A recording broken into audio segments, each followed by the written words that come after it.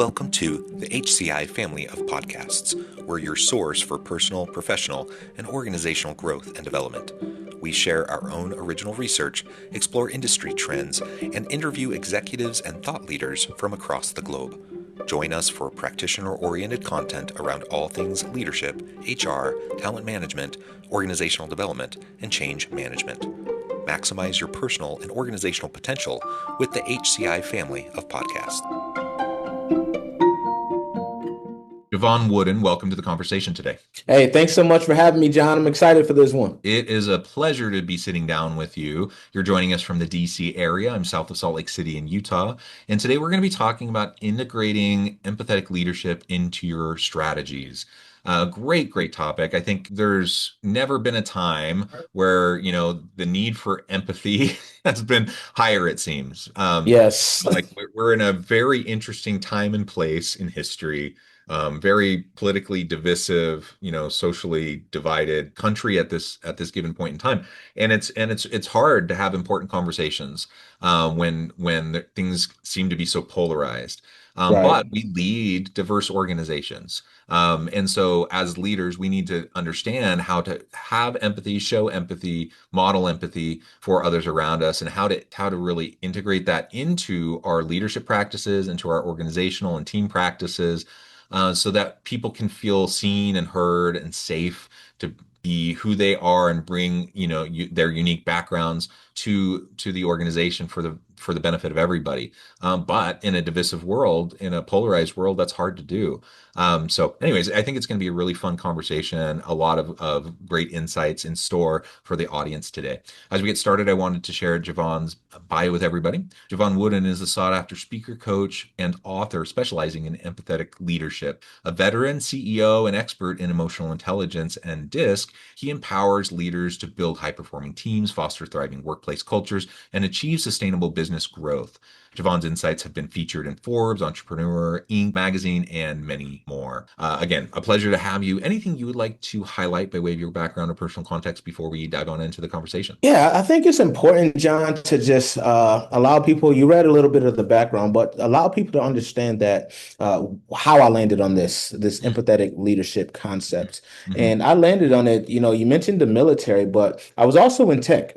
My background was in tech. I served in tech as a leader for a while in the corporate setting and in the government setting. Mm-hmm. So what I noticed was the difference between success, failure, high team morale, and low team morale, productivity, and all these things that, leaders say they care about was empathy. And it was being able to connect. And even in those difficult conversations, difficult leadership moments, they were able to convey the why, first and foremost, and convey how whatever decision they had to make impacted their teams. And that's something, as you mentioned, is something that's even more important today because a lot of people live in a constant state of uncertainty and fear.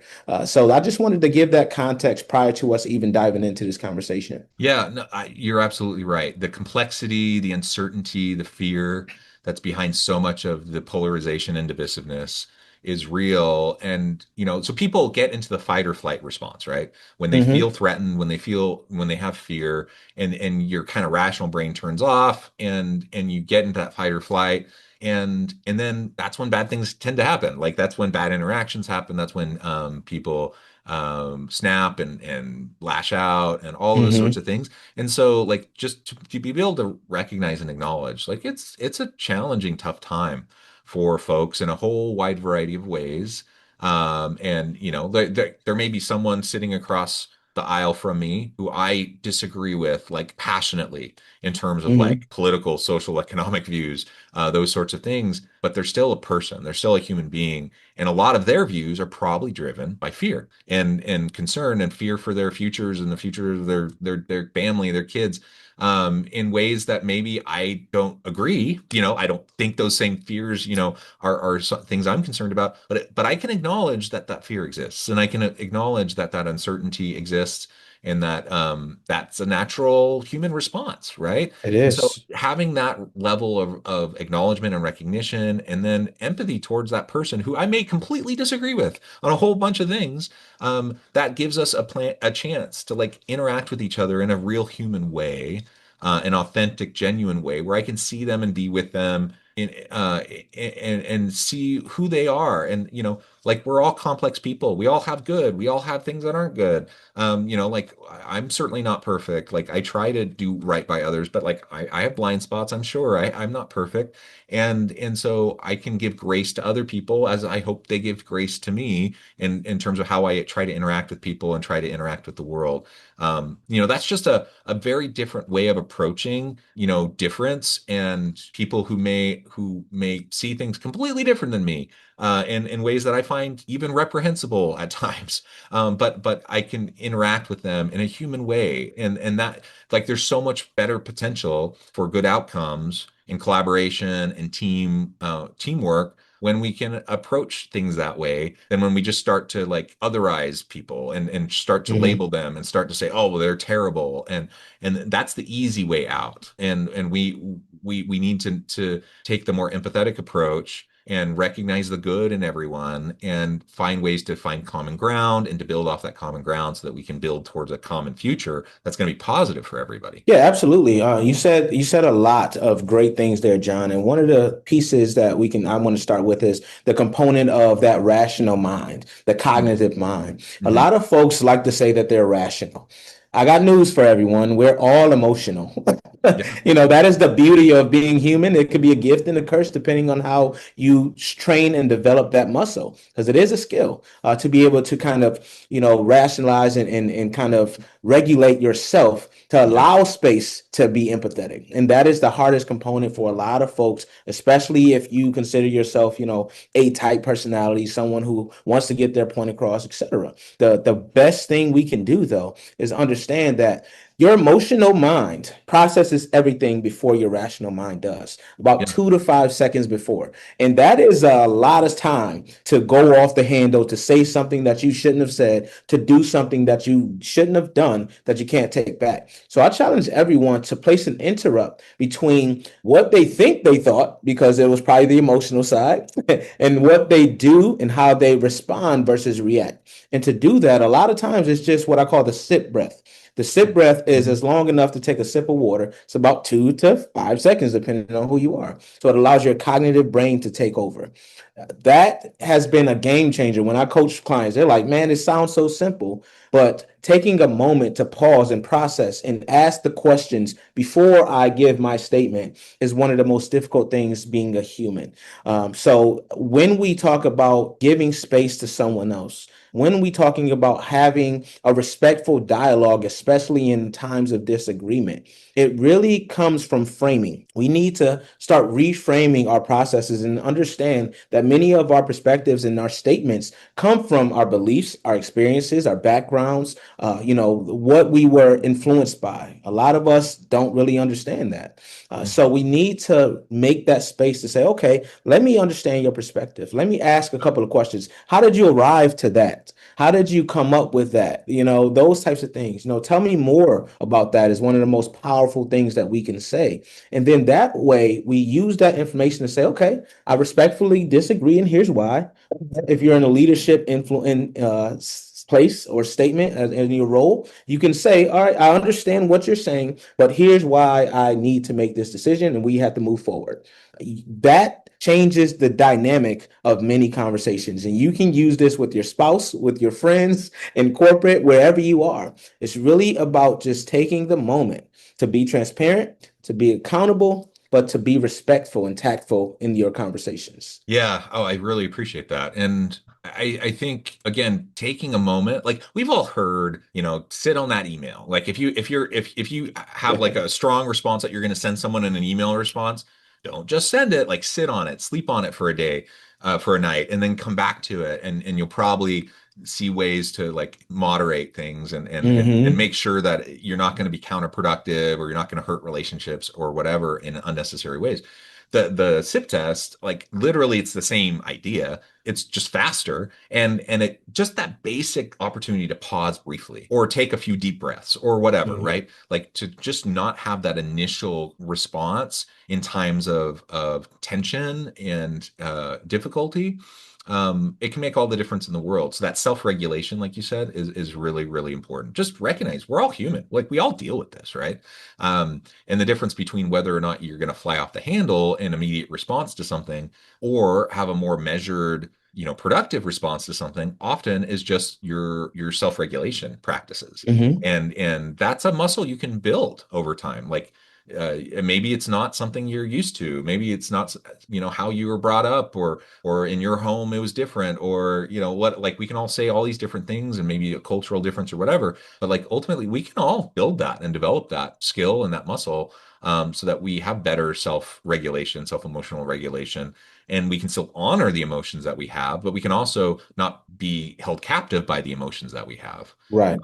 Because our emotions aren't always rooted in reality. Like, like it's my perception of like interactions with people. And sometimes my perceptions and all the stuff that's going on in my brain and my own baggage and like all these different things influence how I'm going to interpret stuff, and then what my initial reaction is going to be to things. And, sometimes those may be completely, in tune and accurate and everything. But a lot of times there's at least an opportunity for us to pause, take a deep breath, and reevaluate and see, is there another way to look at this? Is there another framing? Is there another perspective? Can I try to give a more human motivation behind, the person who just did this to me, and rather than jumping to conclusions about how horrible they are. Like all of that just helps us to have more productive conversations.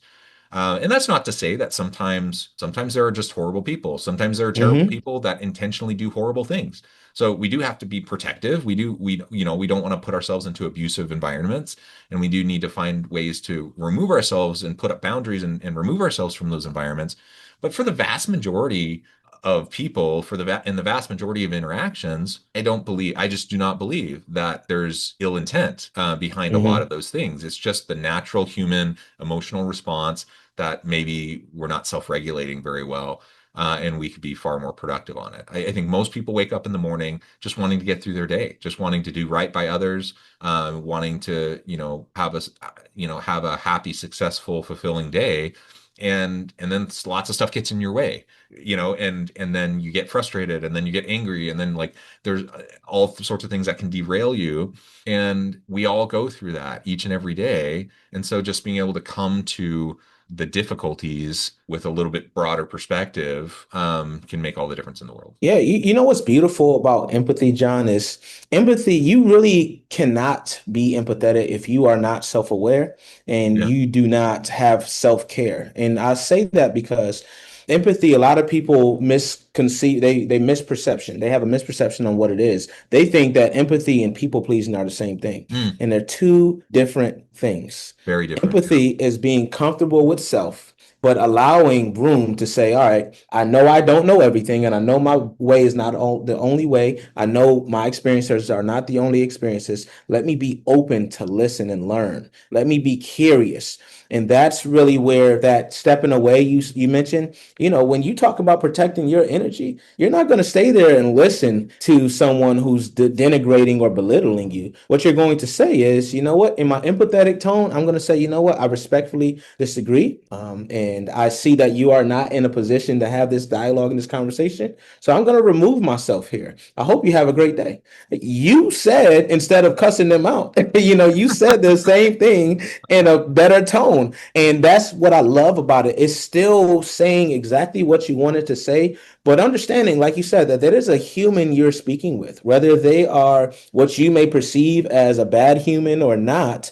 You still can say it and save your face, because what you don't want to do as an empathetic person is you do not want that person to get you out of character. Mm, You do not want to allow that person to have that type of control over you. And that's why what we're talking about is so important here.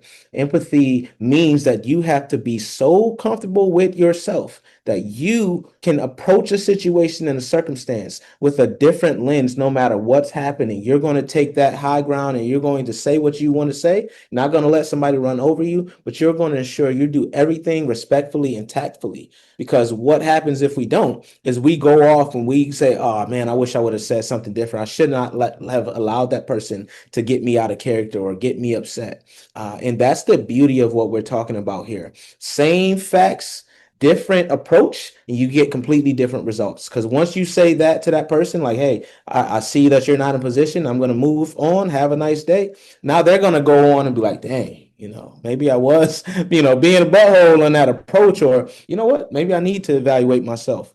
So you want to be able to do that and have that type of power over self so that you can make a positive impact in some way. Because hopefully you're the catalyst for change. Yeah, yeah.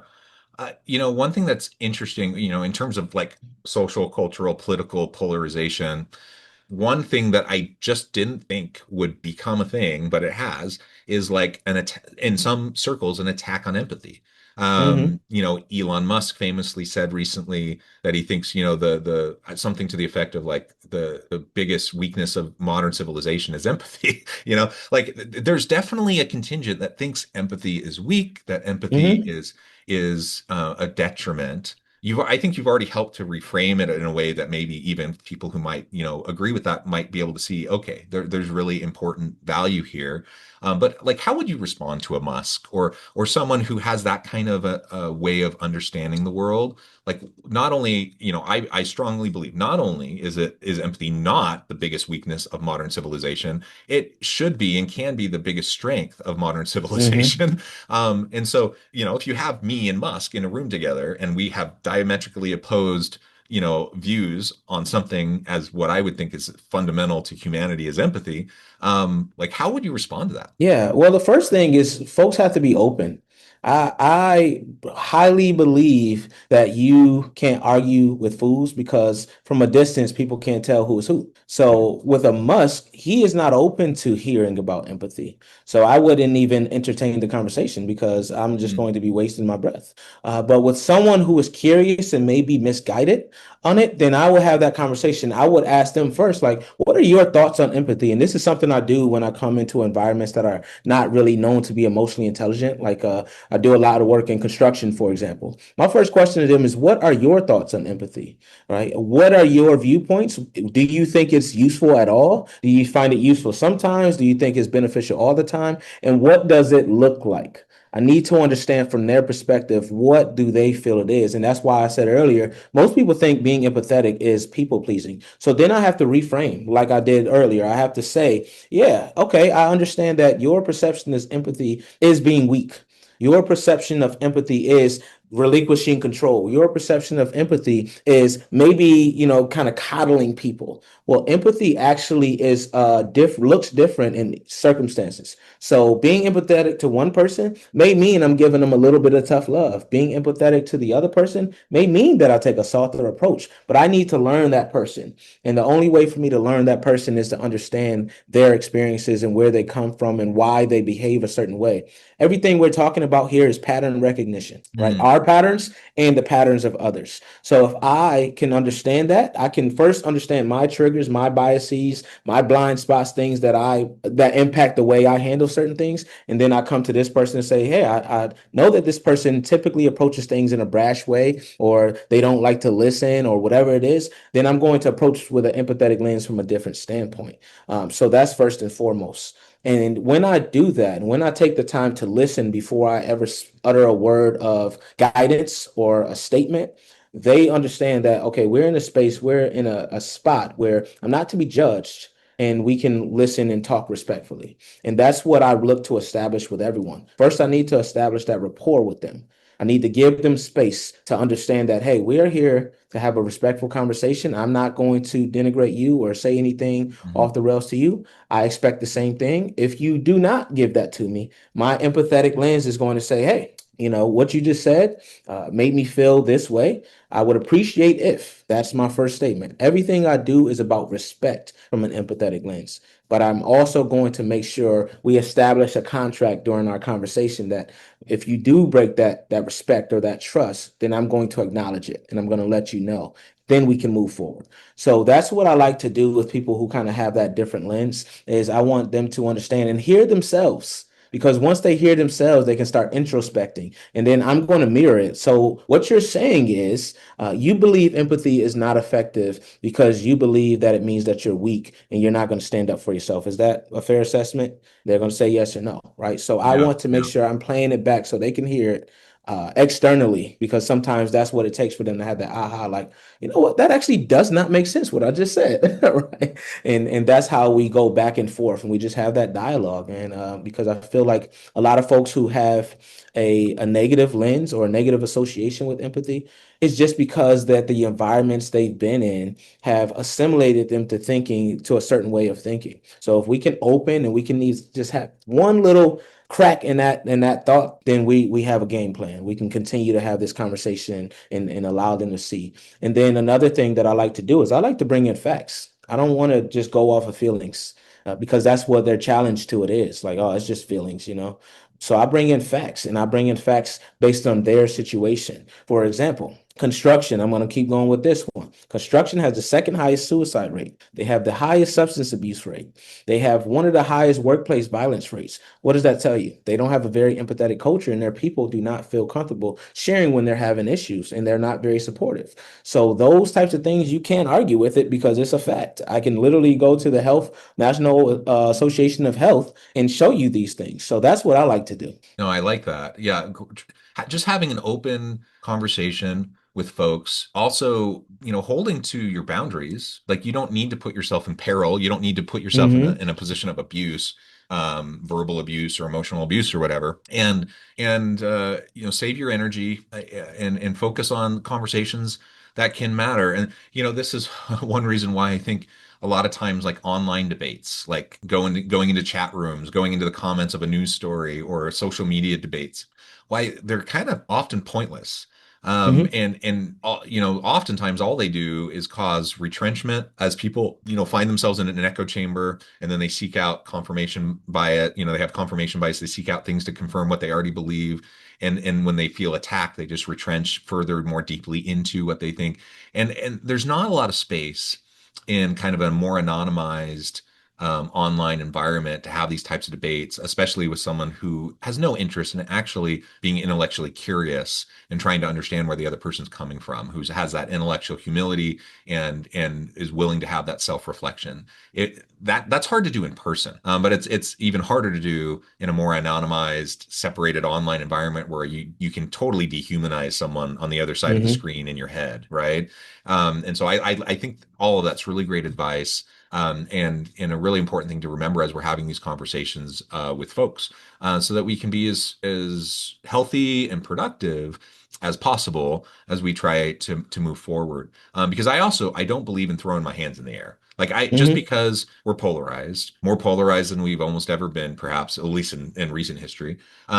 Even though we're polarized, I refuse to throw my hands in the air and just say, well, they're a lost cause. There's no point in even having any more conversations with anybody because I'm like, are there quote unquote lost causes? Are there people who are just so shut off from any dialogue, any intellectual curiosity around topics? Sure, those people exist. But I think the vast majority of people are willing to have conversations, and the vast majority of people are willing to have respectful dialogue, and at least on the edges explore and challenge their thinking a little bit. You're not going to turn someone from one worldview to a different worldview overnight. Hmm. Nor should we even really try, right? Like, but you can inform, you can use data, you can have meaningful conversations where you're treating the other person with dignity and respect. even when you disagree. And all of that over time could cause someone to shift or at least be open to, a different perspective. And Absolutely. that's hugely valuable. Like if we could get back, I don't need people to agree with me. I just want to get back to a society where we can disagree respectfully. And I can acknowledge, like, yeah, smart, intelligent, well-intentioned people can see the world in vastly different ways than I do, and they can have a vastly different perspective on like the best path forward than what I hold. But we can have those conversations and lean into the discomfort of those conversations and still do it in a respectful way, where Absolutely. I can still acknowledge the humanity of that person sitting across the table from me. And we can still, we can still be pals. We can still be buddies. We can still have relationships, even when there are disagreements. So not putting our head in the sand, not throwing our hands in the air and just saying, "Oh, it's a lost cause. There's nothing we can do." Like but continue to do the hard work of like trying to have these conversations with folks. I think is just really, really important. Noting that yes, we need to protect our energy. We need to we can't change the world overnight. Like we can't all those things are also real, and we have to acknowledge that. Yeah, absolutely. That's why I stand on this hill of empathy and vulnerability being strength, because when you're Yeah. empathetic, there's a lens of or a component of vulnerability that's very important there, because you're going to run into people who have polarized views. You're going to run into people who say, that's fluff. You're going to run into people who have, whatever type of perspective that is the exact opposite, the antithesis to your perspective. And it is important to have conversations, but what I will say is, people we have our job as you and I and others who believe that empathy is a catalyst for positivity, but also a catalyst for really moving forward in this world, is to continue to have these dialogues on the grand stage like we're doing right here, continue to represent empathy when we're in rooms and spaces, when we're having conversations. And yes, we can challenge one to one. But another thing that's really, really important is for us to understand that it's going to take a concerted effort. If we are to challenge those who are even on the large stage saying these things about empathy and about, humanity and all those things, it's going to take an army of us, right? So what I would say to the listeners is, if this is resonating with you and you agree with us, do us a favor and share these types of conversations.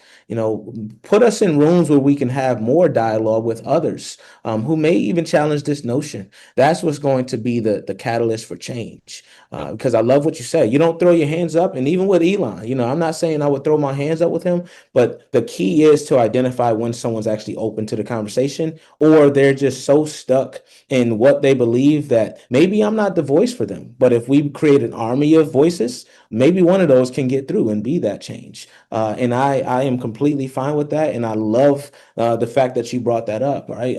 We just have to understand that it's not going to happen with just a singular person. It's going to take all of us speeding and stating these things and sharing one another's posts and being in one another's platforms, sharing platforms in order for us to get back on the right track, because we have regressed as a people, as a culture, as a nation, as just and I understand it. And the reason why I understand it is because people have been tired of certain things for a long time, and people were just so willing to try anything. You know what I mean? So I get it. But now that we've tried something, now we see the impact of it. Let's get back on the right track. Let's start treating one another with respect. Let's not hide behind our alter egos online, posting random stuff, creating accounts where we're absolutely destroying people like they're not a human. Let's be honest. let's step up as our authentic selves. Let's not hide behind, alter names. Let's be real about it, and let's be real about these conversations. That's the only way we're going to win. I love it. Devon, this has just been a really great conversation. There's certainly a lot more we could go into on this Yeah. topic, but I think that's been a great dialogue for today. I do note the time. I need to let you go, but before we wrap things up, I just wanted to give you a chance to share with the audience how they can connect with you, find out more about your work, your team, and then give us the final word for today. Yeah, absolutely. John, well, first and foremost, thanks for having me once again, man. I've really enjoyed this conversation. I knew we could have talked for hours on this topic, but I appreciate you. And if you want to connect with me, you can go to JevonWooden.com. and just reach out to me on socials. LinkedIn is my number one platform. You can search my name, and I'll pop up. Say hello, tell me that you heard me here, and I would be happy to start a conversation with you.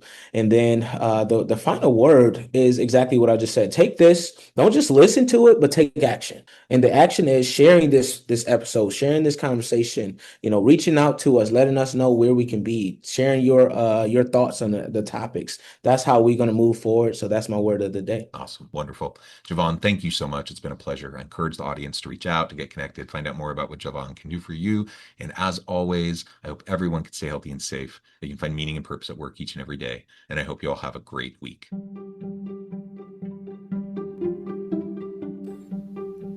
Thanks for joining us for this episode of the podcast. We hope you stay healthy and safe, and please join us again soon.